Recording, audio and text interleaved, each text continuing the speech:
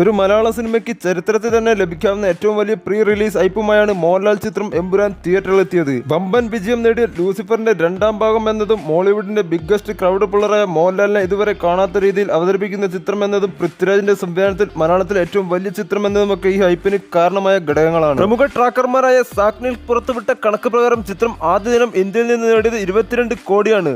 Net കളക്ഷനാണ് ഇത്. ഇന്ത്യയിൽ നിന്ന് മികച്ച ഓപ്പണിംഗ് നേടിയപ്പോൾ വിദേശ കളക്ഷനിൽ അക്ഷരാർത്ഥത്തിൽ ഞെട്ടിച്ചിരിക്കുകയാണ് ചിത്രം.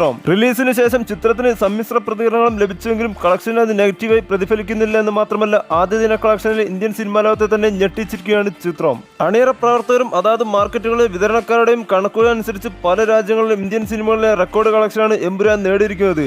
UK, ന്യൂസിലാൻഡ്, മിഡിൽ ഈസ്റ്റ് എന്നിവിടങ്ങളിൽ ഒരു ഇന്ത്യൻ സിനിമ എക്കാലത്തും നേടുന്ന ഏറ്റവും വലിയ കളക്ഷനാണ് എമ്പുരാൻ നേടിയിരിക്കുന്നത്. വിജയ് നായകനായ തമിഴ് ചിത്രം ലിയോയെ മറികടന്നാണ് UK-യിൽ ചിത്രം റെക്കോർഡിട്ടിരിക്കുന്നത്.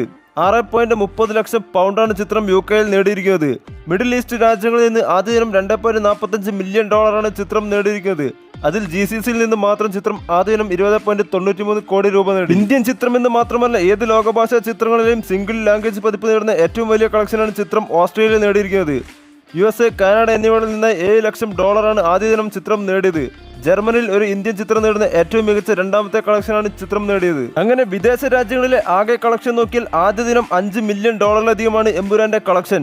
അതായത് 43.93 കോടി രൂപ വിദേശത്ത് നിന്ന് മാത്രം ചിത്രം നേടി. നേരത്തെ ഒന്നാം സ്ഥാനത്തുണ്ടായിരുന്ന ചിത്രത്തെക്കാൾ 3 ഇരട്ടി തുകയാണ് ചിത്രം ഓപ്പണിംഗിൽ നേടിയിരിക്കുന്നത്.